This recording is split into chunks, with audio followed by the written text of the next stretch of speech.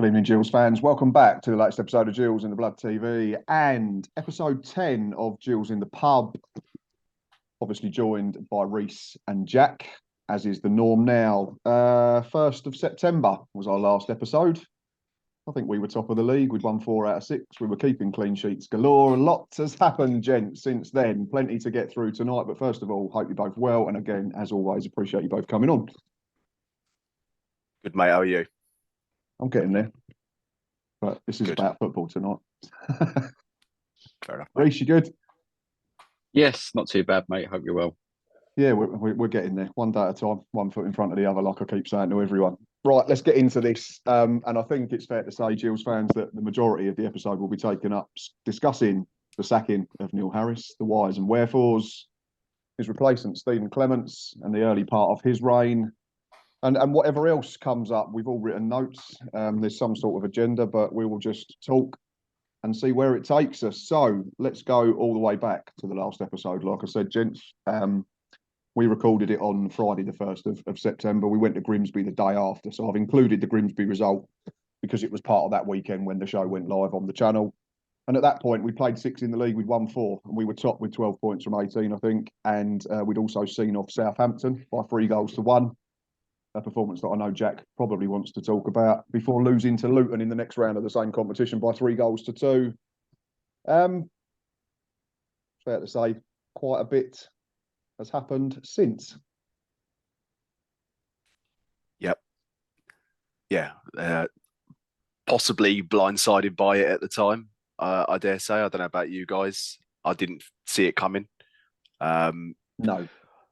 No, I've written down, mate, with Harris that if we get straight into that, I guess really in terms of the situation we found ourselves in, I personally didn't call for Harris to go since the Gallantons took over. Prior to that, I was pretty set on wanting him gone pre Gallanton, but I wasn't devastated he was sacked. I think a decent proportion of the fan base probably felt the same way, I dare say. So I wasn't necessarily calling for him to go, but equally at the same time, I wasn't sat there crying about it. And at the time, I did think it was possibly the right decision, albeit that it was potentially a little bit early. I personally would have given him 15 games. I think it would have solidified the actual idea of sacking him. I think we probably did it a bit too soon. And I'm sure you'll come on to some stats about him, mate. But at the same time, you know, some of the stats which I can list off now, you know, I wouldn't say he should be shocked necessarily. We had a sample size of 75 odd games that he was in charge. We scored twice in a game 14 times. We won once from a losing position and drew 5 in 75 games. You know, we had 7 goals in 24 games prior to the Gallantons taking over. We were the lowest scorers in the division when he was sacked. And you know, not that that's improved. let's be honest. But yeah, I wasn't gobsmacked he'd been sacked. I was a little bit surprised at the timing. Reece, I think me and you are probably more on the same page with this, and Jack's going to be the one that gives the different view tonight, which is great because that's what we want. We don't want to all just be sat here and agree with everything because people essentially will get bored. But from the last episode that we've already mentioned to the time of Neil sacking, we then played another 5 games in the league. We won 2, we drew 1, and we lost 2. So when he went, we played 11 in the league. We'd won 6, drawn 1, and lost 4, and we had 19 points from 33 available at 1.73 per game, which was pretty much the same as his points per game over the entirety of this calendar year, which was 1.76 points per game. We all know that the goal scoring was a massive issue throughout Neil Harris's reign, going all the way back to the back end of the relegation season. But it's a problem that was probably starting to at least become ingrained into this football club before Neil arrived. It's not like we were free scoring under Steve Evans in the season that we came down from League One. My biggest point about the whole thing would be, given the statement that we got from Brad Gallantson that said, we want to go in a massively different direction, then why didn't we just go, and Jack's made the point and said he'd have given him longer and that we did it too early. But if Brad, Paul Scally, Kenny Jackett, the football board, as we get it called, if all of them were so intent on changing the direction and the way that we play, is there a case to say that we done it too late? Why didn't we just do it in the summer and say, thanks, Neil, you've kept us up, but we want to play a more attractive way, the right way, in inverted commas? Because for me, we've essentially wasted a period of the season again now by sacking Neil at the start of October, because we're a lot further away from top of the league and we're a lot further away from the top three than we were when Neil was sacked on the 5th of October. No, I completely agree. I didn't agree with the decision at the time. With the benefit of us sitting here now with sort of 2 months hindsight since he's gone, I still don't agree with the decision. I've seen nothing to suggest to me that it's proven to have been the right decision to have made. And yeah, and I felt at the time that our best chance of promotion this season walked out the door when Neil did.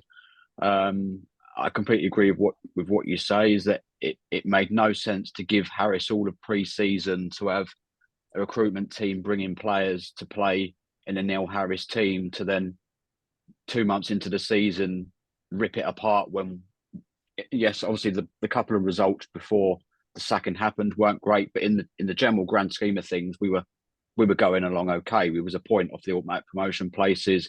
We'd won over half of our games. Were there imperfections in what we were doing that needed addressing? Yes, certainly. But, you just had to look at where we were on the table. And for me, it just felt like as if, and I don't think it would ever come out as an admission from the football club, but to me, it just feels as if now they're valuing style of play over potential success this season. And I'm not entirely sure that sits quite right with me, to be honest. I want to come back to you, Jack, because you're the one that's, you could understand. No, yeah, you can understand it more than myself and Reece. And you said that you wasn't devastated that he's gone. I think devastated is a strong word for the reaction to a sacking, but I think it's fair to say that me and Reece were certainly more disappointed with the fact that he was given the bullet, and certainly when he was given the bullet. But I think you two both said when we last spoke, definitely Reece, and I think Jack was at least going along the same line, said you couldn't see us dropping out of the top 7 all season. So top 7 is playoffs, top 3 is automatic promotion. What pressure are we putting on Stephen Clemence, Jack, by sacking a manager in 8th, only 4 points off top? You're giving this new fella, and bear in mind, this is a manager that's in his first job. This is his first gig, his first rodeo as a number 1. You're giving him very little wiggle room in terms of what we can quantify as a success after 46 league games. And again, it then comes back maybe to Reece's point. Have we sacrificed a successful season, whatever that is, over this massive change of direction in terms of we want to look nicer on the football pitch? Yeah, I think undoubtedly he's got a harder job than if he'd have been given it at the start of the season. Like I said, if we'd have given Harris 15 games and we weren't doing amazingly, then I guess it looks like a more of a justified sacking, and then whoever comes in has the benefit of the fan base being sick of the person that was in charge. Although to a large degree, I do think that was the case for a fair amount of people. I can't sit here and say since it's happened that it's been the right call. I don't necessarily think it was I can't say it was definitively the wrong call or the right call at the moment. Time will obviously tell, but it's looking like it was the wrong call, potentially. As Reece said the other day, there's no net gain right now. Defensively, we're worse, and we're as bad going forward. So there's been no bounce at all, is probably what I would say. I don't personally think Harris would have got us up.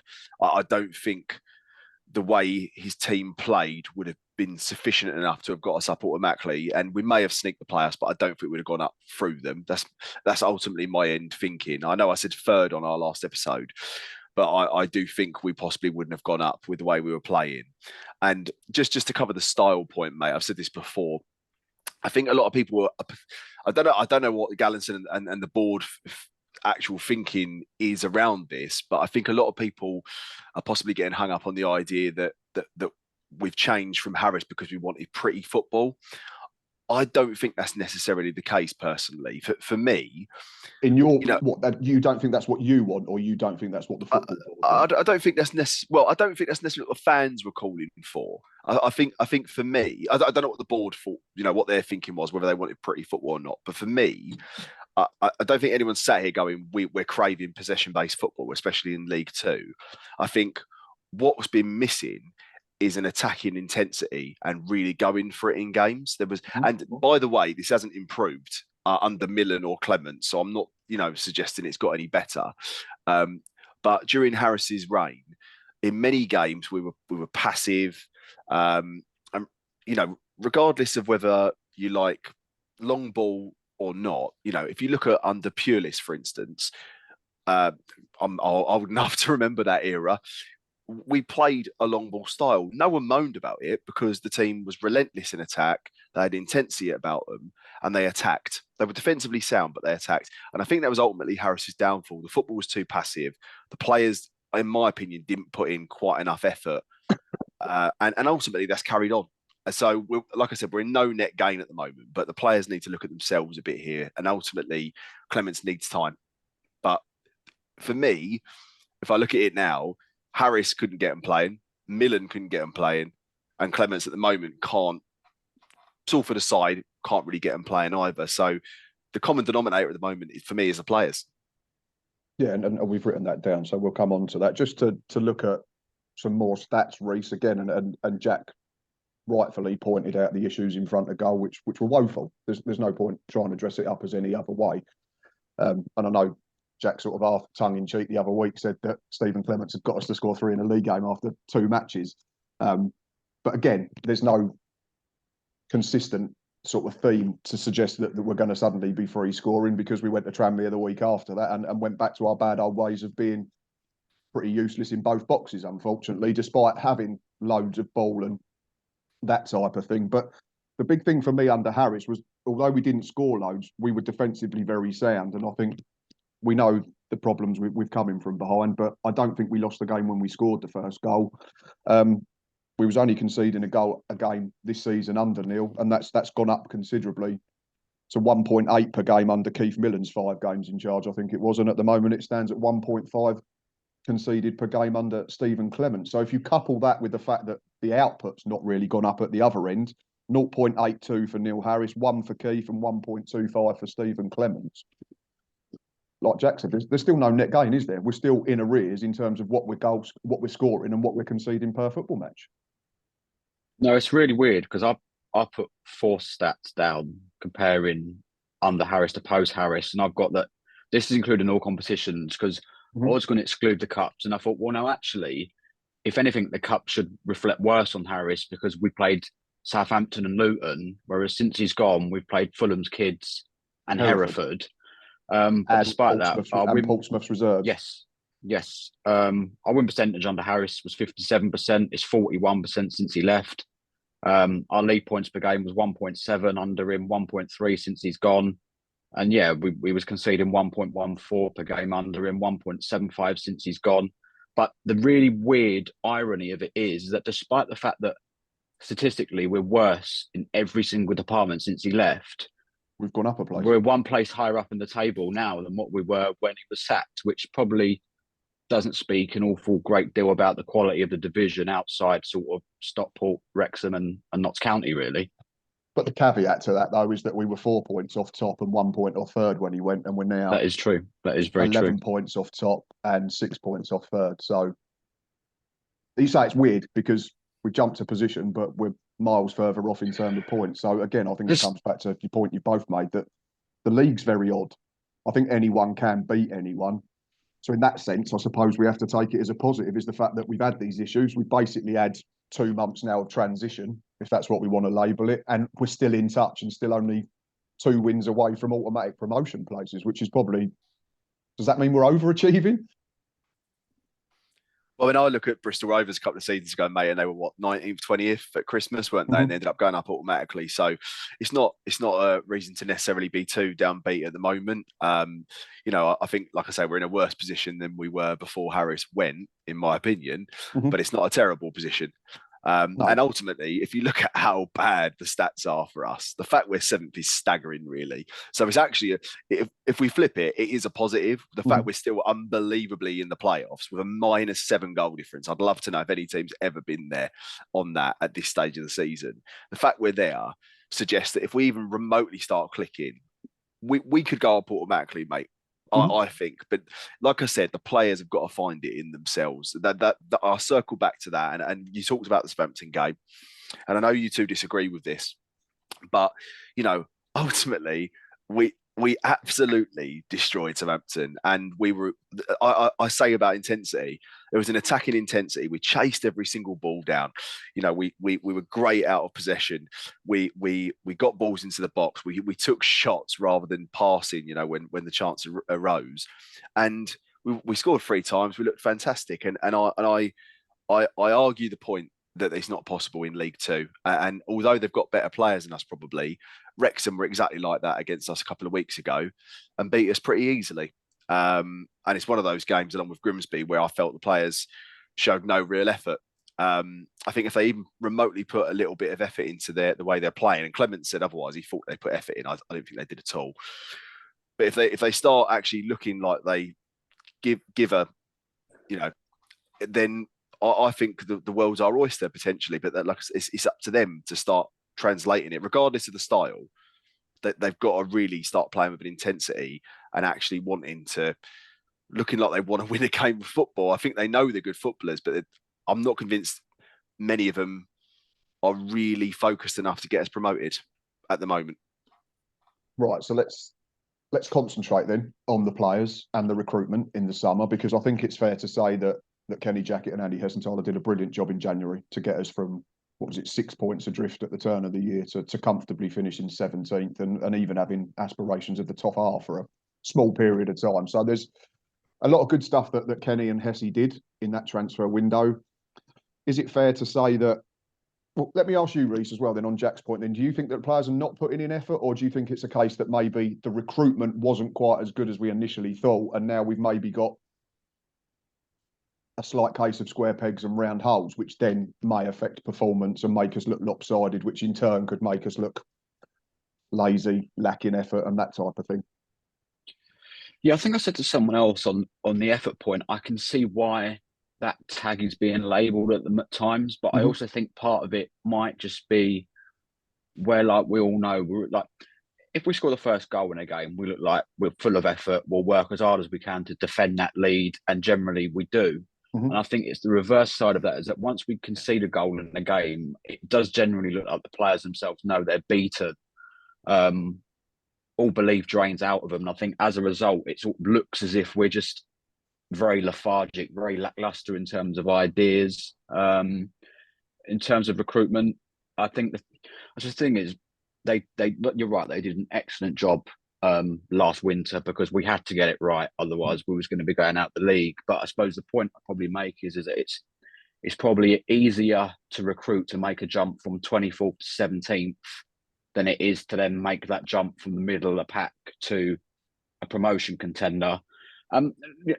We're playing poorly this season. I think a lot of us probably think the squad we've got is underachieving, but I still don't think we're not a million miles away. It's just we're a couple of key elements or key positions to a promotion winning side that we haven't got right. And that's where the criticism does have to come in, is because pretty much every Gills fan in the summer went, we need some pace in the team and we need a goal scorer. To how we come into this season, and they're the only two things that we don't have, is a little bit of a mystery, to be honest. And again, it's not something that's a new thing, is it, amongst the fan base? This has been an issue that was back at last season as well, in the relegation season, I think, as well. We didn't have really any pace. If you took Dane Oliver out of that relegation side, and he wasn't at his best, but he was still comfortably our best front man, we'd have been gone long before the final day of the season. So it's not, excuse me, it's not a new issue, and it's something that, like we say, does need to be rectified quickly. But let's just go through them summer signings before we move on to the new manager, because I think it's fair to say, and this is the thing, I don't think any summer signing there was a negative reaction. If you, like, people went, oh, we signed Max Clark, he done all right, Stevenage, and got promoted. So it comes back to my point, have we bought a load of individuals that are maybe not as cohesive as we'd hoped, or did we essentially buy names?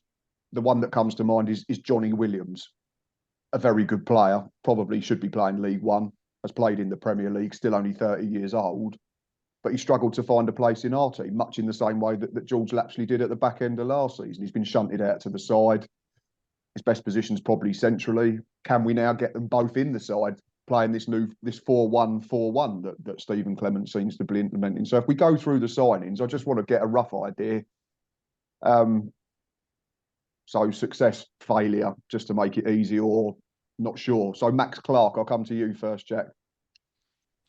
I think he had a good game the other day, but bar that, I mean, he got a man of the match a few weeks ago when he was comfortably the worst player. That was one of the when he played right back, when he against MK Dons or something. I think it might be against Notts County, mate. He got man of the match. That might have been it. Yeah, sorry, yeah. No, I don't think he's been good enough so far.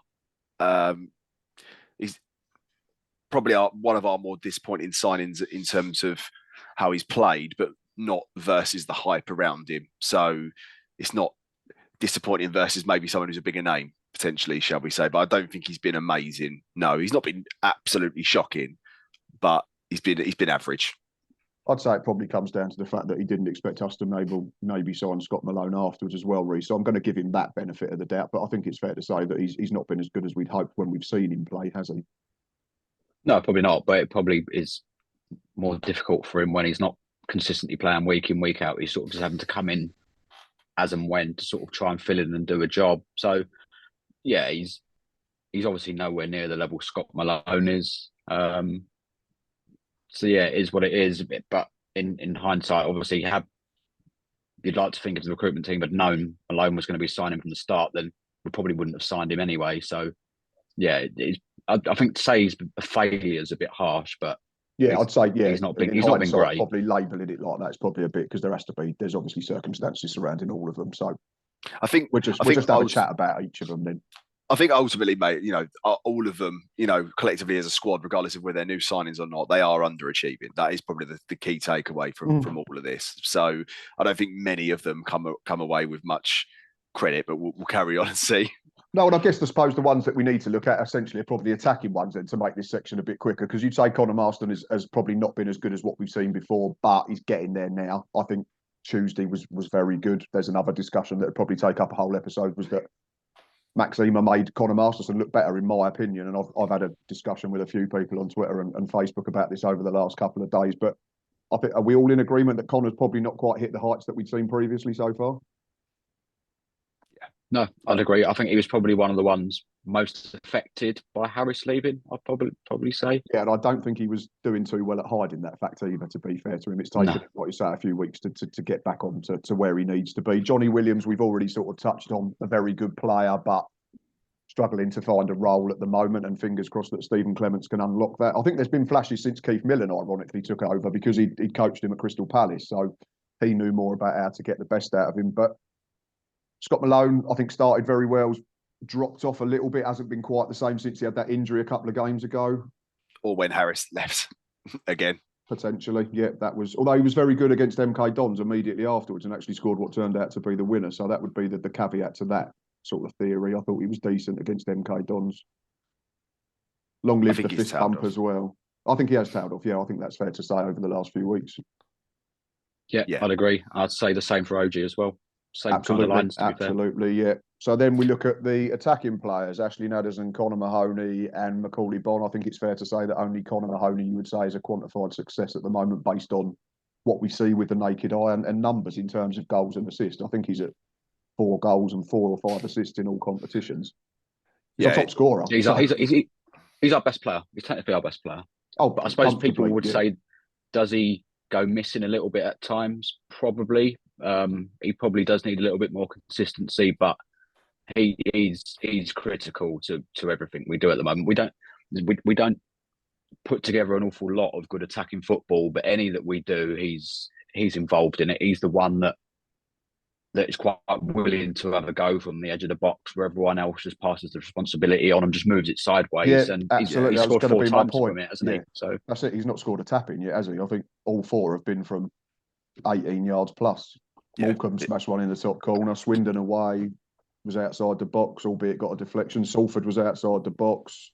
Free kick at Tranmere was outside the box. Should have had another assist Tuesday night if George Lapsley had managed to hit a cow's arse with a cricket bat from about 3 yards. And then Macaulay Bonne and Ashley Nadesan, three goals each. But again, there's circumstances. It's not just them. I think it's the fact that we don't create enough chances as well. Nadesan has been injured. Yeah, Nadesan's been injured, mate, as well. And I'd say Bonne, in fairness to him, was playing catch up because he didn't arrive till the end of the window. So there's that. But we're now in November, December, so he should be up to speed. I think with Bonne, mate, he's very. He gets a lot of stick unnecessarily. I think he's rightfully so for his finishing. He's not been good enough finishing wise. He's missed some sitters. But I think his general play, he's actually quite good. A lot of the time he's playing up top on his own and he holds the ball up well. He wins quite a lot of headers. I think he'd go well in a 2, which is coming on to potentially something else we were going to talk about. I'm not necessarily one who was advocating for a 2 100%, but I'm just saying, I feel like he could maybe do better with a second person next to him, potentially. He's got the hallmarks of being a good number 10. Is there also a case, Reece, the fact that because 2 words kept getting used throughout the whole summer, Alfie May, Macaulay Bonne has ended up probably being compared to that individual a little bit more than is probably fair? Yeah, and probably the fact that he obviously joined so late on in the summer as well. People will just label it that he was just a panic purchase and things like that. And then obviously I don't think the incident on Woodlands Road probably helped his reputation in the eyes of some people. And I think some people will still use that as a stick to bash him with. Because I think I said to Owen at the Salford game that he'd have been given so much stick had he have missed the header that Nichols had missed just before he scored. Absolutely. He seems to be held to this incredibly high bar, Macaulay Bonne, that he's not allowed to miss chances, but other players are. But I agree with Jack. I think we have a superb player at this level in Bonne, but I don't think we're doing enough to help him. Because, yeah, like Jack says, most of the time when he starts, he's playing up front on his own. So he's having to do a lot of selfless running for the benefit of the team rather than focusing on playing in the 18-yard box, which is what he's made a career out of. That's how he scored his goals. So I think if we played a partner with him to help sort of share that workload out of possession, we might start seeing a lot more efficient version of him in the penalty area because, like Jack says, he can hold the ball up. He wins a lot in the air for someone who's not that big. And his career stats tell you that he can finish. He will score goals if he gets a rich vein of form. And that is the thing with him, is that why I think he always needs to be in the team is because if any of the forwards we've got at the moment have got it in them to go on a streak, I think it's probably Bonne. Yeah, and I said on the last episode that I think he's our most natural 18-yard, 6-yard box foot centre forward. Yeah. You know, Tom Nichols is the one that likes to drop deep into pockets of space. I think Ashley Nadesan works incredibly hard, but he's not a natural goal scorer. And Hawkins is probably the same in the sense that he can play as a target man with his back to goal and everything sticks. But I think Bonne is the one that you'd say is the closest to being the fox in the box if we play the right way and we give him the right type of service, which I don't think we have enough on a consistent basis. I think that on the flip side, though, mate, what I would say is that his work rate isn't fantastic. You know, I say that he holds the ball up well and he brings people into play and he does graft in that sense. But I've seen chances where you just think if he'd had just busted a gut to get on the end of a ball, he might have scored a few more. I think it's sanctimonious of the entire team at the moment. There's just that extra lack of intensity that's not there. And I think that's what Clemens has to try and instill in them. I mentioned Pulis earlier and the fact that, you know, Harris's team played in a similar way but couldn't get him playing to the level that Pulis's team did. And on the flip side, you look at Stimpson, you know, who got us up playing in probably a similar fashion to how Clemens will get us going. And, you know, albeit we went up through the playoffs, we played with an intensity and actually attacked better. So I think there needs to be, I circle back to work rate. I slated Harris a lot, but having seen what's happened since, I think the lads really need to find it in themselves to work harder and be braver and more intense in attack. That's my takeaway from that first half of the season. Okay, yeah, that's something that hopefully we'll see change over the coming weeks and months. But you mentioned Stephen Clemence and what he's got to do. So let's talk about the new man in charge. He's been with us now, for 6 games, I think it is, in all competitions. Yeah. Beaten Hereford in the FA Cup, lost to Fulham's kids, and then we've beaten Salford and Wimbledon and lost to Wrexham and Tranmere in the league. So in terms of that new manager bounce that you'd hope that you get, we've not quite seen it. It's been a little bit up and down. I think we have gone win loss win loss win loss win, haven't we? I think is it 3 and 3. I'm not sure if I've done that quite right, that sequence. Let's just say we've drawn one game all season, haven't we? Yeah, Mansfield. Yeah, so we've gone. Yeah, so since Stephen come in, we've gone win lose win lose win. Yeah, so it's 3 and 3. So again, it's the same issues. Neil Harris used to talk about if you can't win games, make sure you don't lose games. We still have this issue because we've only drawn one all season. I think we've lost the same amount as a team that's about 20th or 21st in Grimsby, but at the same time, I think we've won 10. So I think it goes back to your to the idea that that for me they're too inconsistent. It is the first thing to say as a team. So they're not playing to the level of ability that I think they can. And if they actually started playing consistently, we'd be a lot higher in the league. And as I've said, they're better players and they're performing. So they need to find it in themselves to do better. As it's been shown, no manager at the moment can get them playing consistently, regardless of style. So it also goes back to the point you said earlier about the fact that when we go behind, we don't look like winning. Which again is a mentality thing. I think really, you've got to find it in yourself to come back into games when you're losing. So as much as it's early doors with Clemens and people might be judging him already, and a lot of people had judgments on Harris like me. I'm going to bang this drum constantly, mate. I think if the players stepped it up, we'd be doing better than we are, and we will do much better than we're doing if they improve themselves. Yeah, and it comes back to this thing, doesn't it? That if we can chase games better, then surely we'd start picking up more points, because the results are intrinsically linked, aren't they, Reece, to what we've just said. Score the first goal, we don't lose. Concede the first goal, we barely draw or win. Yeah, it is a bizarre phenomenon we've got at the moment where, our games of football may as well end as soon as the first, the Wrexham game may as well walked off the pitch after 50 seconds, yep, whatever it was, because we all knew then it's game over. Look at the other night where the lights go out and the game goes on till beyond 100 minutes, but because we haven't conceded, we're still in a game. And then despite the fact we were dreadful, we pinch one. But had we have gone 1-0 down at any point during that game, I don't think we ever would have scored. It has to be psychological, and the thing is, I think people need to understand that actually, probably if you looked at it in football in general, teams winning from behind is probably quite rare anyway.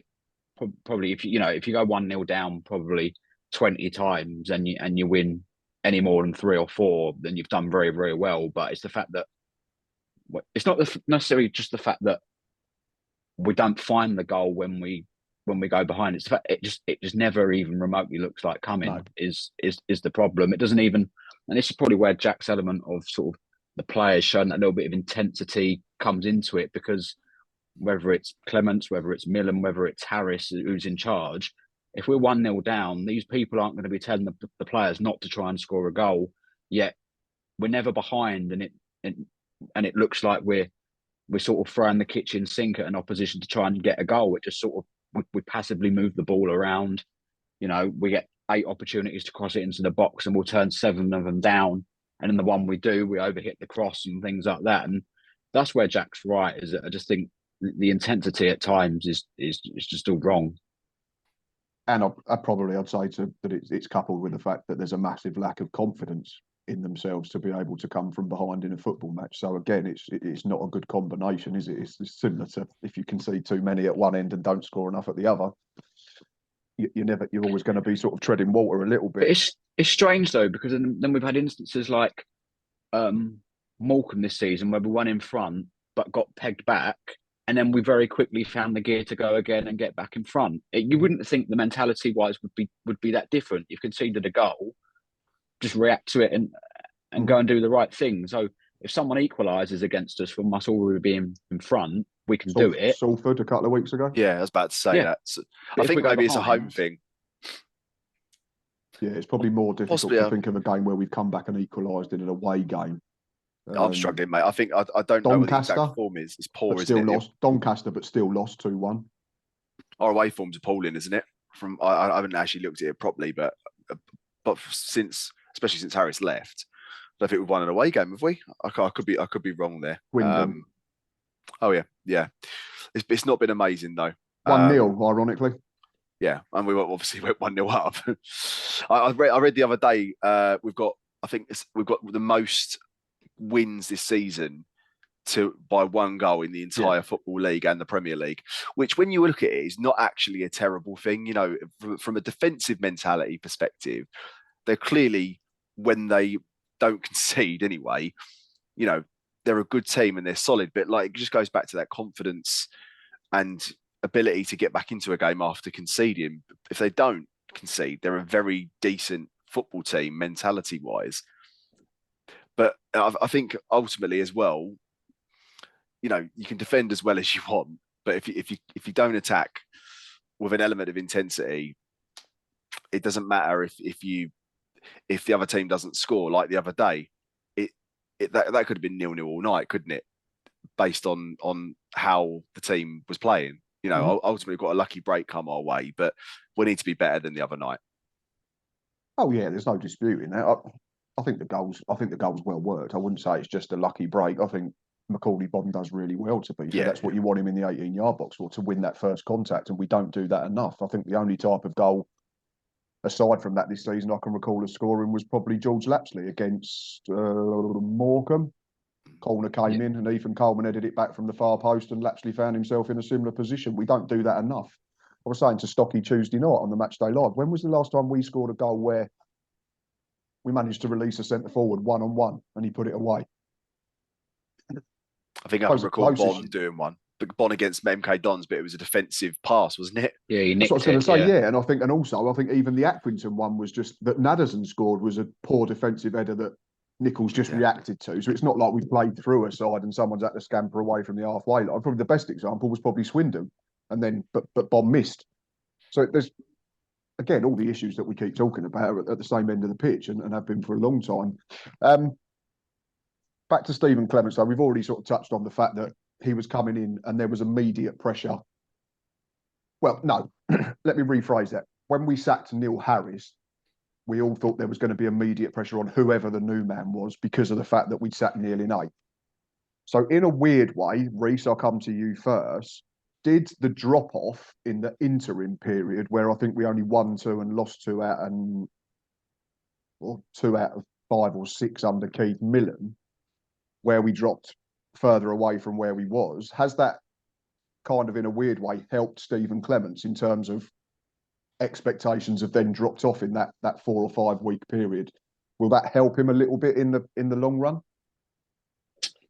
Possibly, yeah. Didn't think about it that way. But I suppose also, didn't we? We lost 3 under Millen. Lost at Walsall, home to Notts County, and at home to home to Newport County as well. Yeah, and also I suppose that, I mean, I had different reservations at the time at the length of time it took us to get round to eventually appointing Clemence, but that's a different topic. But in the end, he probably come in at a decent time. Obviously, you know, first game being the Hereford one, which, you know, you'd always have expected us to win. And then obviously the first league game being Wrexham, where we was always going to have quite low expectations going into that game anyway, away from home. The result went as expected, but to be fair, in the first half, we didn't play too badly. And obviously it's helped him that obviously we had the Fulham kids game, but obviously we don't read too much into them games anyway. But the fact he's whether I've been impressed with the performances or not is by the by, because I can't contradict myself. I said all along with Harris, it's results over performances for me all the way. So it's the same for Clemence, and he's won his first 2 home league games, which should settle him down quite a lot. And yeah, I mean, I'm not going to be too judgmental on Clemence for the time being anyway. We've got to let him have a window and see. You know, he wasn't necessarily the person I'd have chosen, but it was a whole bigger issue that I had at the time of us making the decision that I didn't think there was a good candidate out there for the job at the time. So we've taken a risk. Hopefully it turns out to be the right thing in time with Clemens. At the moment, do I see that the football's any better? Very, very marginally, because I'm not one of these people that can be easily be blinded by possession stats, because being able to make 300 unopposed passes between your own back four and your goalkeeper, to me, isn't playing good football. You know, because it doesn't really matter if you play 25 passes or one before you send it forward.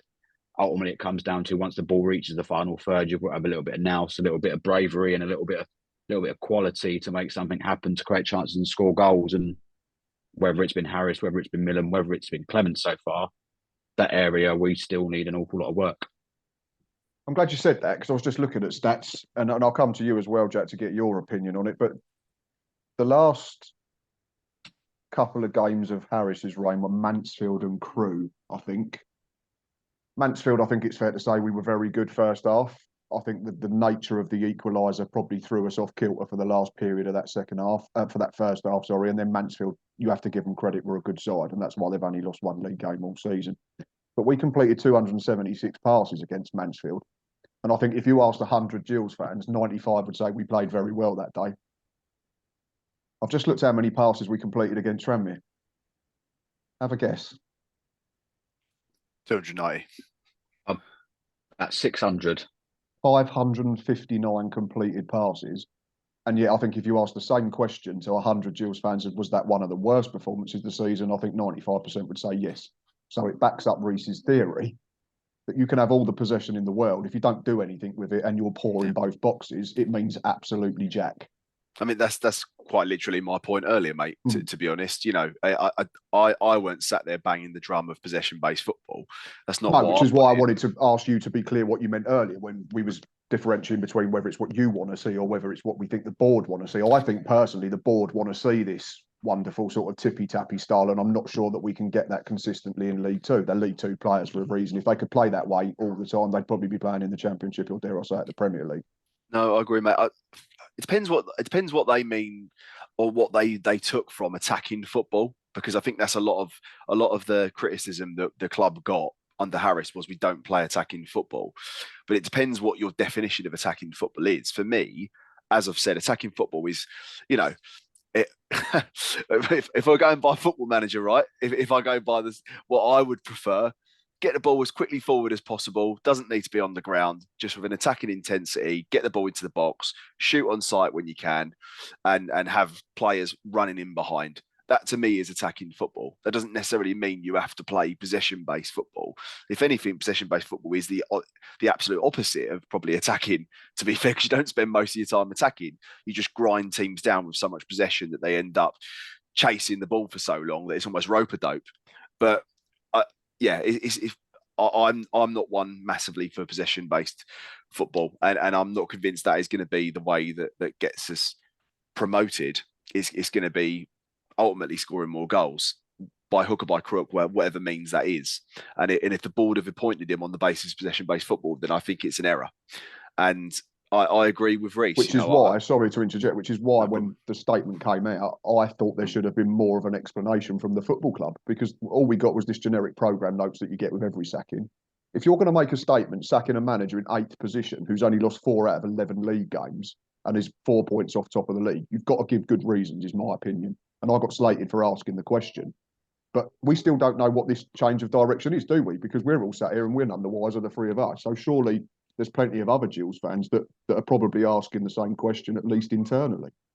I suppose change of direction probably means change of manager, you know, without looking too deep into it, perhaps. But I was going to say, mate, I agree with Reece in terms of, was I excited about Clemence's appointment? Not necessarily. It's a nice change from the norm, it has to be said. And I don't want to be negative about him, because we're very early doors and let's give him plenty of time. And he has the benefit of no kind of war scars to the negative effect, shall we say. But is he a better choice than Harris on paper? No, obviously not, given the fact that he's never managed before. And was any of the names, as Reece said, on that list better than Harris? Maybe not. But we can talk about Harris all we want, really, but ultimately we can't bring him back. and we can pine for him all we want, but I guess we need to move on really, and hopefully, I mean, we're only, like you said, we're only 6 games in. Let's see how Clemens is doing, as I said, with Harris this season after 15 games. I'd say 15 league games if we were going for a fair barometer, which would, I don't know when that would take us into, probably February or March, would it? The next section I've done is upcoming fixtures, and I think there's 10 league fixtures potentially in that period, which takes us to the end of January. So that would be 14. So I think we're pretty much there or thereabouts. But just quickly, Reece, to finish up on Stephen Clemence particularly, I think you touched on it briefly. Are we seeing signs of what Stephen's trying to do on the training pitch in terms of this big change of style? I think we are personally, but again, until you stop conceding so many and you start scoring more, it ultimately, again, there's no net improvement, like Jack said right at the beginning of the show. Yeah, can I see that he's trying to get us to play differently? Yes. Whether that differently means better at the moment, I'd argue not. Mm-hmm. There's little glimpses where at times we might put together 5 or 6 quick one-touch passes and you think, oh, that looks quite good. But the problem is it's generally in harmless areas that we show a bit of bravery to do that. Once it gets to the sort of the crunch point of the football pitch, we just become a little bit, we just seem to lose that bravery to want to take a risk to try and cut someone open, and we just revert to the safe things again of just moving the ball wide, but then just working it back into the middle instead of putting it into the box and things like that. So I don't know. I can see what he's trying to do. I don't think it's entirely working at the moment, although it was more the games prior to Tuesday, because I thought we was very direct at times on Tuesday, despite the fact that it was Nichols playing up front on his own. So that could be why for a large part of the game we looked incredibly ineffective. So no, I can see he's not a number 9 on his own, is he? Just quickly, no. He's No. And I think he misses his mate as well, Ollie Hawkins, and we're going to talk about him shortly. But we've said that Macaulay Bonne, unfortunately, probably looks better with a partner, but I still think Macaulay Bonne is probably the best suited to playing in a 4-2-3-1 at the moment. The only other option is maybe to try Naderson, because it'll be a different type of problem for defences where you can then clip it in behind and turn defenders round and get him to run in and stretch things. But it's not something we've been able to do because of the injury. No, I'd agree.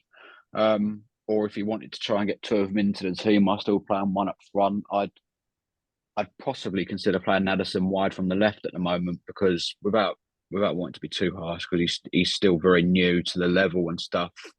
I'm not buying into the Jaden Clark hype at the moment, to be honest. I thought he's, in general, apart from the Southampton game, I think he's been very, very ineffectual this season when he's played. So yeah, it's more of a sub at the moment. Looks yes, better from I the agree. bench. Yeah. He looks a lot better when he comes on. The irony with Clark, though, is probably as ineffectual as he may be, he's probably one of the only ones that actually takes people on at times. I know he hasn't done in recent games, and maybe that's a confidence thing, but he's probably one of the only ones early season that actually did against bigger opposition.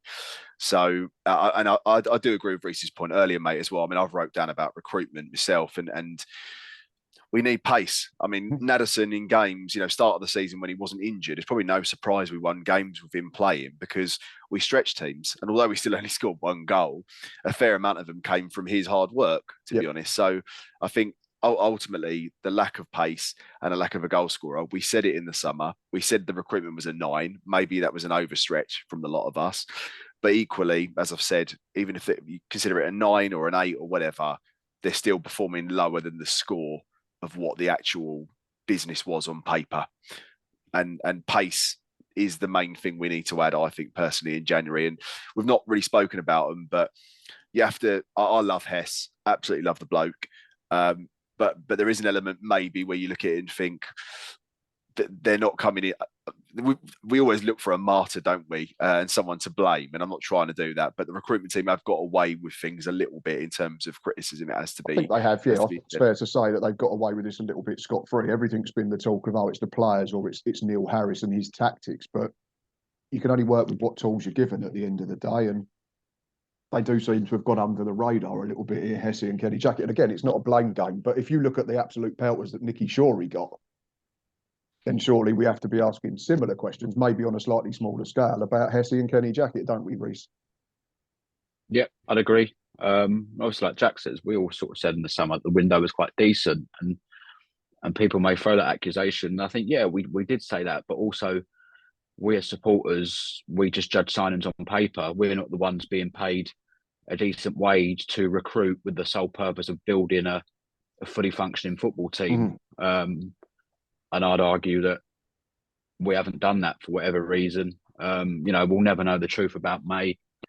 I've heard different things, if Harris really wanted it and it was the others that weren't so sure.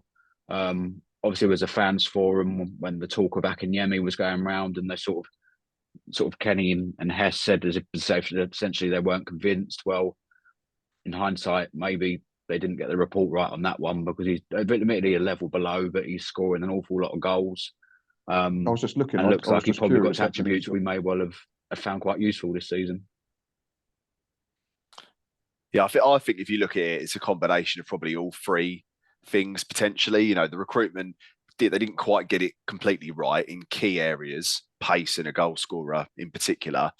We've had a manager at the start of the season that ultimately attacking isn't his MO, and we were never going to be that type of team with him potentially. But even since we've changed, the players aren't performing to a level they could, and you probably could say the same under Harris as well, which has ultimately got him the sack. So it's a combination of all of them. If we'd have signed a better goal scorer and some pace in the team in the summer, if we played with a bit more attacking intensity in both a tactical aspect and in the players' abilities, then we'd be doing better than we are this year. So I don't think you can pinpoint it on one particular thing. It's all three of them. But we've got a clean slate in January, and we're probably going to go into January, worst case, 10th or 11th, maybe even better. We've got Barrow, just to touch on the next few fixtures. We've got Barrow next in the league, who are third.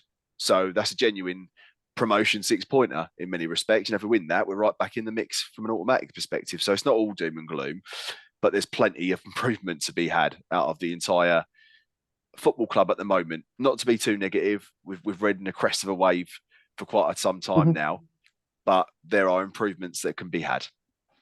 Absolutely. So let's look at them next few fixtures. Then we've got, up until Christmas, we go Barrow away, Bradford at home, Forest Green away.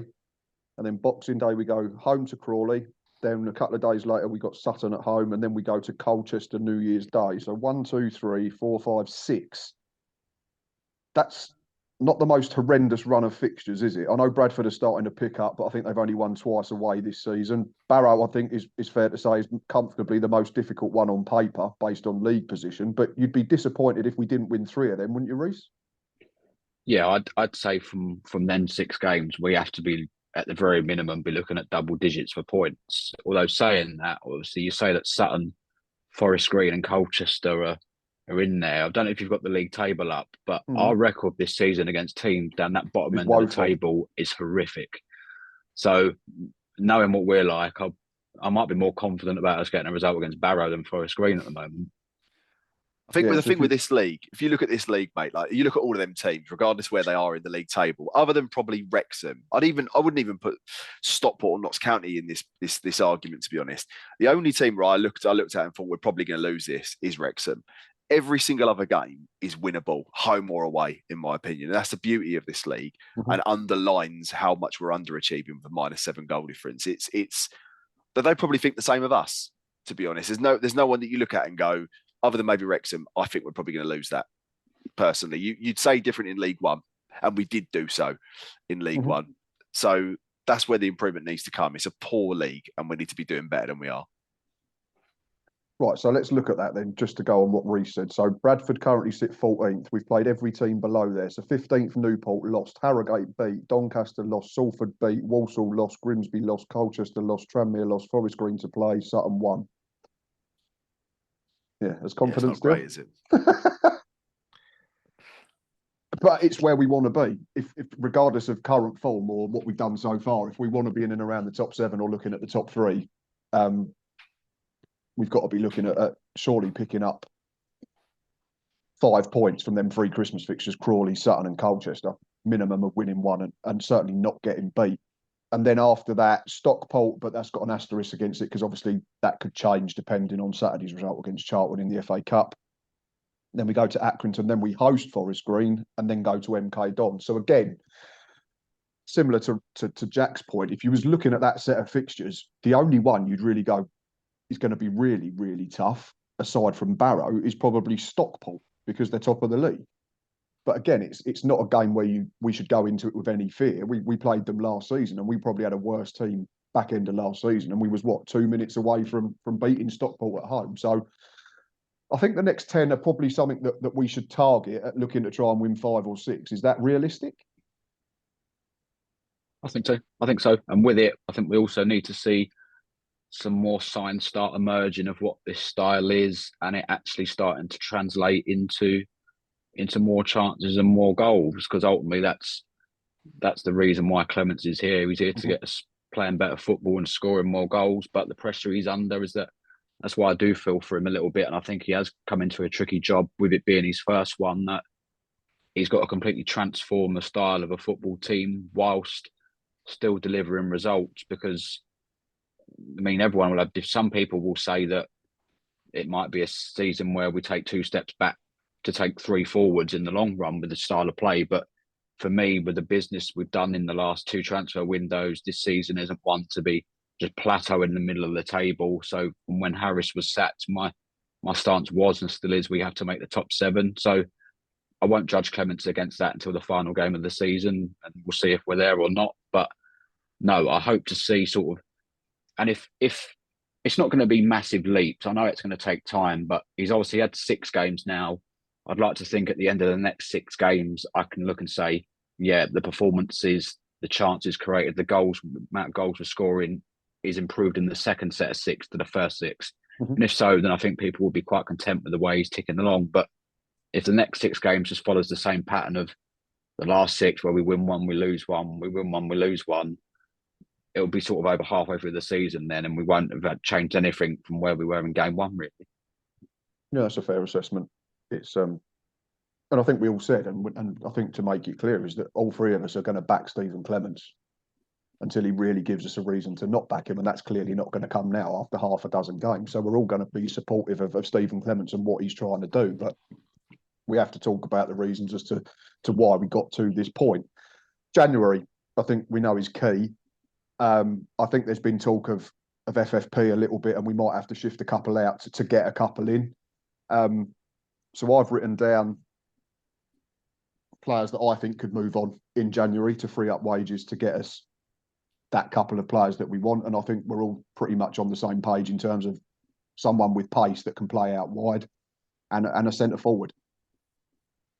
Yeah, 100%. I mean, there might be other positions we improve on and get in, but they are the 2 that are critical. If you had to go for 2, they would be the 2 critical ones. So in terms of people that could potentially be moved on to free up space in the squad and wages, I've written down 2 and then 1 in brackets that I think may move as well, purely because he might want to play more football. So who would you see potentially leaving, Jack, in the winter window? Whether that's us saying we're moving you on, or they're saying I want to go and play football because I'm not getting regular games, to be able to bring in what we want. I'm going to say here, bear with me whilst I go on Wikipedia and look at our squad. I think the first one that springs to mind, mate, is probably Sean Williams. I think that's the first one I wrote down. Yeah, nothing against the bloke. He's actually friends with my boss, funnily enough, so I don't want to criticise the bloke too much because my boss is an ex-footballer. But his legs have probably gone a little bit. Since Harris went, ultimately he probably doesn't care as much because he probably played for the bloke, understandably. And I think he's actually cost games recently. I know he scored some important goals at key moments, but I think Walsall, he was absolutely shocking. And I'm sure Sean would be big enough to admit that, but there was 2 goals for me that he was massively at fault for. I can imagine he's on good wages. He's not starting a load of games. He's costing us some matches. And as I say, I think his legs have gone. So I think, I'd let him go potentially. Nothing against the bloke. That'd be the first one. Do you know what? This might be a critic. I don't know if I'd get rid of him necessarily. I don't know. I feel like right back, we could massively improve. Alexander at times is very decent going forward, better than some of our wingers at times, supposed wingers. But he's costing us quite a few games as well. So I wouldn't necessarily get rid of Alexander, but I'd improve at right back. So whether that means we get rid of McKenzie or Alexander, I don't know, but I feel like we could do with a better right back than we currently have at the moment. Potentially, it might be a controversial statement. And then the last one, mate, for me, and I'm at pains to say it because I do his girlfriend's I knew fitness he was going to say class this or fit or like nutritional class. It's probably Lewis Walker. You know, not because he's not necessarily good enough as such. We've never seen him enough to know if he's good enough. I just think the lad probably wants to go out and play football. So that probably, I suspect he'd be a loan rather than a permanent potentially. But you know, it's no good to him sitting here not even being in the 18. Is it now? I don't know if it's 18 exactly. players. Yeah. So I'd let him go on the basis of maybe give him a loan, see how well he can do, and if he smashes it, renew his contract in the summer. Reece, I think Sean Williams, it's fair to say, has probably got a little bit of the Stuart O'Keefe syndrome this season, hasn't he? And also, to go the other way of what Jack said, that maybe Sean doesn't care so much and only Sean can answer that. The other thing, I think he was probably an easy target for Keith Millen to come in and put his own stamp on things because he knew that Sean Williams was very much a Neil Harris player. So it was easy to go down the route of, the bloke who's 36, nearly 37, his legs are on the legs are on the wane, the energy levels are dropping. It's someone we can probably move out without too much fuss. Would that be a fair assessment? Yeah, I think so. And I wouldn't be surprised, to be fair, if it's still sort of we get to January and he's still not featuring at all, that he might just retire, to be honest. Walker, I agree. Don't know the rules as he's already been out on loan once. I don't know if he can go out on loan again. I don't know if the rules are different with non-league clubs. So I don't know where we stand on that one with him, whether he'd have to go permanently or not. Or back to Woking, back to Woking. Yeah, apart from that, I don't see anyone else leaving, to be honest, which if there is talk that FFP we're quite close to the limit, it's gonna quite massively hinder our hopes of doing what we want to do in January, especially on the striker situation, because we had a whole summer window with decent resources to try and find this goal scorer and we couldn't do it. So it's certainly not going to be any easier to do in a shorter transfer window with an FFP limit in place and it being in the middle of a season when teams are not going to let goal scorers go. No, and it was probably easier to go and get players to come and join us in terms of clubs allowing them to go because they didn't see us as a threat in terms of promotion. Whereas now, as bad as we've probably been and underachieved, people are going to think twice about going, are we going to strengthen a potential promotion rival? The only other one I had on there, and I wrote it in brackets for the reason I wasn't entirely sure, and it was a similar sort of line of thinking to Jack as it was a fullback. For me, I disagree with Jack. I wouldn't even look at changing the right back situation. I think Shea will improve now that Robbie McKenzie's fit and he's got some more competition again. I just think there's a sort of issue there where you get a bit complacent because there's a lack of competition, which he's had. The only one I could think of was Max Clark, purely because he probably wants to play as well. He's come in and thought he was going to be first choice left back until Scott Malone pitched up. So he's probably, as much as we've not seen it, he's probably too good to be sat on the bench in a team at League Two level. He should certainly be starting in games at this level for me. So that might be one, if you get McKenzie fit. I know we're not big fans of it, but you've then got McKenzie that could cover both sides. Shad Ogie, I think, could go out there if need be as well. Or you could play a back three and then find a wing back further up the pitch. So that was the only other one I thought might move on. Again, he's probably on a decent wage, having been promoted last season. So that would be 2 or 3. But I think we're all agreed that Sean Williams and Lewis Walker are probably at highest risk at the moment. Yeah, I think also like one of the players that are supposedly we're scouting who looks like a good player is Idris Kanu, who's at Barnet, who plays left wing back or left wing. So that would make quite a lot of sense from a Max Clark perspective because he could fill in for him potentially at left back if we ever desperately needed him to. But he's that pace that we potentially need in this team. So I could see that happening, mate. I think it'd be.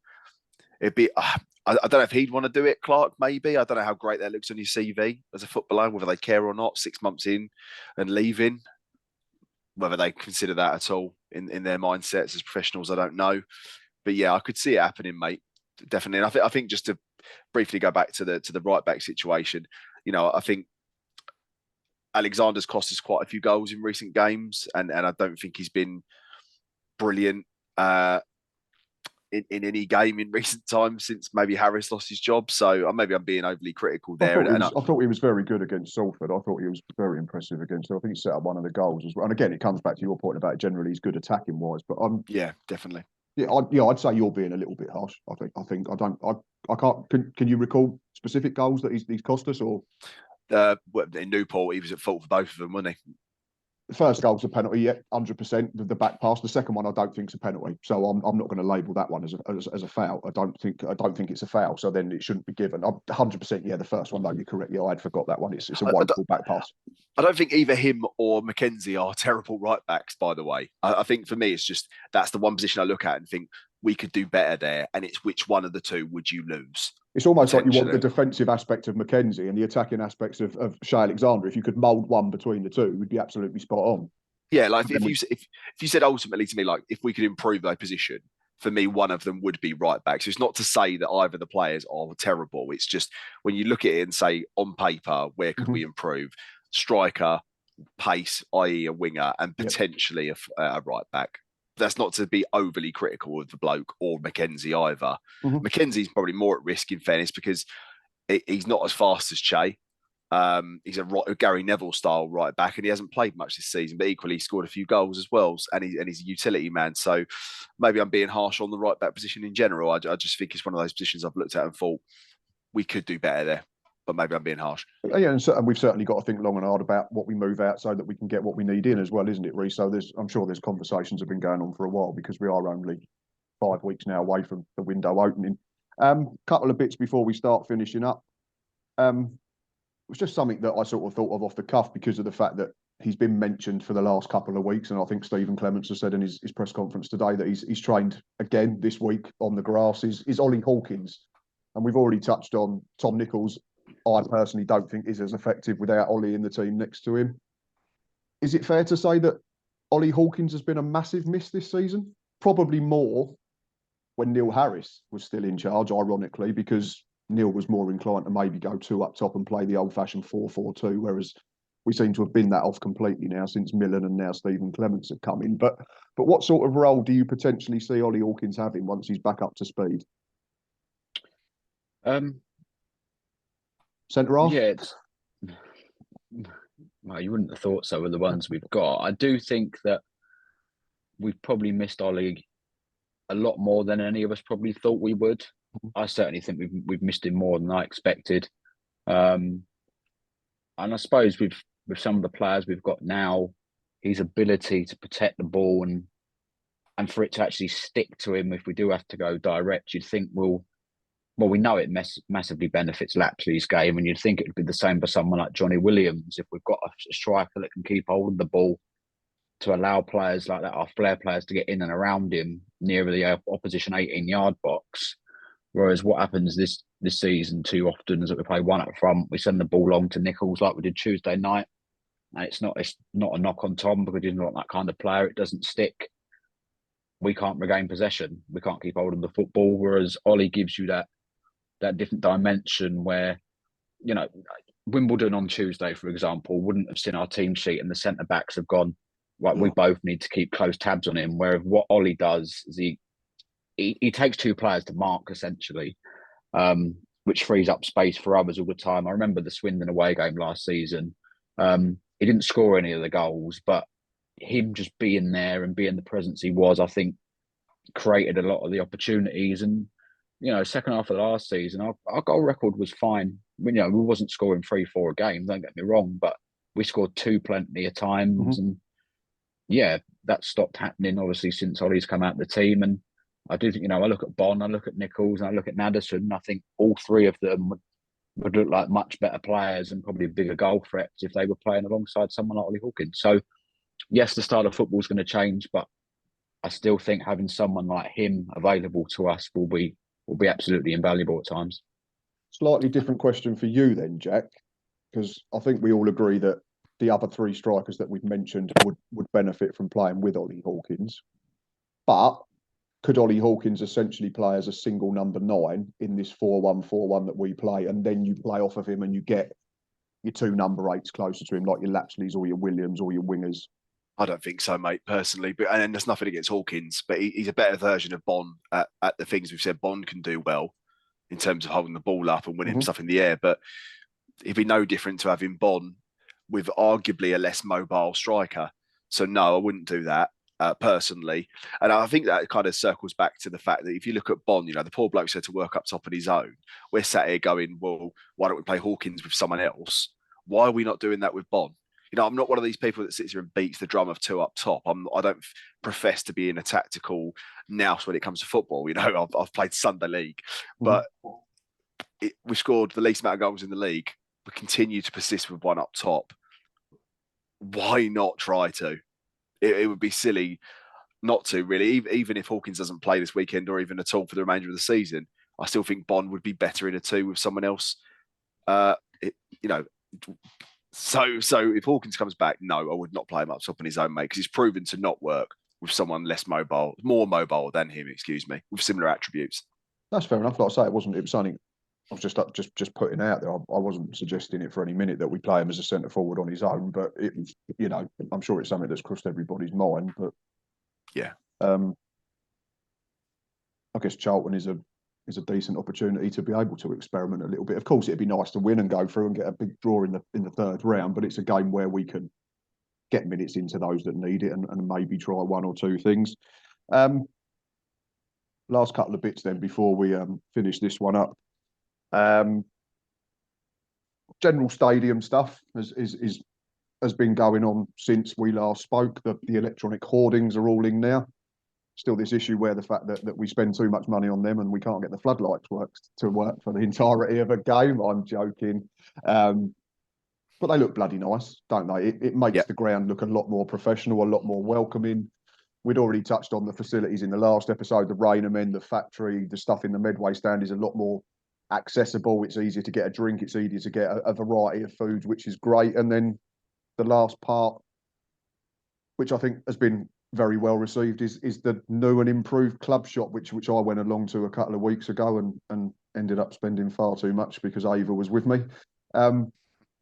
It looks bloody nice, doesn't it? It's bigger, it's appealing. There's plenty to choose from. I think the fact that the ticket office in there as part of it now makes it easier to get everything under one sort of in one door, so to speak. And I think the nice final addition is the fact that you can go and get personalisation on your shirts and that type of thing as well, which is great for kids. It's not so great for parents that have got to spend money on it. But I take it you've both been in there and had a look? I've not, mate. No, I was in North Macedonia, unfortunately for that SHIT show the other week. But so I've not been into it yet. I didn't go to the Wimbledon game. I watched it on iFollow. But so no, I've not been in it. But from what I can see, it looks very good. And just to go back to all the improvements, all the things that we moaned about probably on the first episode we ever did of this, where we said, look how tin pot we are as a club. They're all things you take for granted, or we took for granted when Scally was here, because ultimately, we just were resigned to the state of the club. But it's fantastic to see everything that's being done. The one thing that's still not been done is the self-service pumps, but everything else is very good, mate. I can't complain. And we've not talked much about the Gallantons on this episode, but continue to give them massive kudos and hope that they never leave. Yeah, and I think, and all jokes aside, I think it's fair to say that, and I said this to Brad at the club shop opening, I said it to his face, is that the decision to get rid of Neil and replace him with someone else was probably the first decision that he's made where everyone's gone, oh, whether it's right or wrong, it was ballsy and brave. We can't say anything other than that, can we, Reece? No, certainly was that. But no, I've not been in the shop either. I was planning to have a look round there before the Salford game, but I turned up about 2:15, and you was having to queue along Redfern Avenue to get in. So I was like, I'll save that a good for another sign. day. Yeah. It's absolutely a good sign, and you think it will help the club from a revenue point of view that people can turn up with their kids and actually go in and physically buy something now rather than having to do everything online. This is what I said. Ava's been going since August of 2022, and 2 Fridays ago is the first time she's been in a club shop, aside from that pokey little thing at the back of the Gordon Road, which doesn't count for me. So that's ridiculous in terms of the match day experience. And it's another thing, like Jack rightly says, is you have to give kudos to the Gallinsons for sorting it out and getting it back in there. No, Everything. definitely, and obviously the ground's looking a lot better. It's so much better to have a scoreboard that works and you can actually read along the side of the Medway stand rather than the one on the Gordon Road stand that couldn't even clock up 100 minutes the other day. I was going to say, I'm glad I wasn't the only one that noticed it. It got stuck when it went to 100 and one of the zeros disappeared, and then it sat on 10 for 5 minutes and then 11 for another 5 minutes. Yeah, and obviously the advertising boards have been a great thing. Without wanting to complain about them as such, maybe it's just me and maybe I'm going blind, but since they've gone into place, especially when it's dark like it was Tuesday, I find it really hard to see where the ball is when it's up the town end. Few people have said that on social media, to be fair. I think that was on the Facebook page and on Twitter. A lot of people have said that they're almost too bright. Yeah. Maybe that explains why we can't score a goal. Maybe the players can't see the ball. There we go. Yeah. So there's no coach or manager. You shouldn't have sat near Harris. You should have just gone back to regular boards. Yeah. No, I think everything off the field, mate, is very, very good. No, for me, no negatives at all that I can think of. I think the players just need to match the good work that the board off the pitch are doing. Personally, I say the board, the Gallinsons, because it's all being driven by them, I suspect. But yeah, we need to. I think that's probably half of what it was, mate. To be fair, like that, they probably felt they've put loads into the club, not necessarily money, but effort and ideas and initiatives and things that they've changed. And ultimately, they probably just didn't see a change in the football. Mm-hmm. And the entertainment factor is a part of it. They're American. They probably are big on entertainment. And let's be honest, the football under Harris was not entertaining. Not that it's any better at the moment, but for me, it all circles back to wanting a more attacking intensity. And that to me is exciting in itself, not necessarily the possession-based football. That's the real thing that needs to improve for me. The players need to find it in themselves to be more determined, more intense, and ultimately play like whatever the style is, like the way the teams of Stimpson and Allen and Pulis played, which is the reason why we got promoted under those managers. No, of course. And ultimately, the best type of football is winning football, isn't it? No one complains if you win 1-0 and pass it 7,000 times, or you win 3-0 and pass it 50 times. There's always that old saying, is it's the one stat in the top left-hand corner of the screen that's the most important one, and that's that you get more goals than the other team, which is what we did Tuesday night, which was great, and that's probably a nice way to end it. Any other business, gents, that you two want to bring up, or have we covered it all? I think you were going to potentially mention the who we'd consider player of the year at the moment, mate. Potentially, I don't know if I wrote that down yes, wrong. I did. I wrote it down, and then I've written down third, second, and first, and forgot to write down my picks. So I'll come to you two first, then quickly. Top three, Reece, player of the year player of the year so far. For me, number 1 would be Coleman, number 2 would be OG, and number 3 would be Mahoney. Quite literally my exact picks in the same order. Although saying that about OG, I did also think Clemens made the right decision putting Aimer on his place on Tuesday night, because he's just, as you'd expect with his age, he's dipped a little bit recently. Well, this is it, and he's probably played more games this season than he did last season, so it's going to catch up with him. And I know you say, he's young, he should be able to play twice a week and all that type of thing, but there's going to be a case of burning out and that type of thing, and it just seems that, like you say, tired minds have maybe started leading to tired performances. And I thought Max Eamer was absolutely spot on Tuesday night and was rightfully man of the match. And you all know how much of a fan I am. So top 3 for me: Ethan Coleman, Connor Mahoney, Jake Turner. I think Turner's been too at fault for some goals this season that I don't think Morris would have conceded. Potentially, maybe being harsh. Tranmere goal, for instance, is one of them. He's near post. You look at that, but he's been very good. Like I've put here, honourable mention to Turner and Malone, who have tailed off a little bit recently, but started the season very well. So they've definitely played well, mate. But I think I personally would have dropped Turner the other night for Morris. But maybe an unpopular opinion. But just on Coleman, I think he's been outstanding, mate. He hasn't put a foot wrong all season. Brilliant player. I think he'll end up playing higher than us. And I think he's one of the only ones who plays with that intensity and will to win. And you can genuinely see when we concede a goal how much he cares, whereas maybe the others, you don't necessarily see the body language quite the same as him. I think he'd make very good captain material if Williams left. He's also a player for me, Reece, and I don't know what you think, that is well happy to take the ball in tight spaces, which you don't always see at this level. He's happy to take it with someone up his arse or two people marking him, and he's confident enough in his own ability to get himself away and play. And you just want more people to do that. I think, like we said, we've all agreed we've got Conor Mahoney that can do it in the final third, where he can beat a man just with natural ability and a trick. Whereas Coleman, he can beat it with a shift of the shoulders just to get himself away, and he's happy to take it off his centre halves. If we can get more people being brave enough to do that type of thing, then I think we'll quickly see improvements. But yeah, for me, he's been absolutely spot on.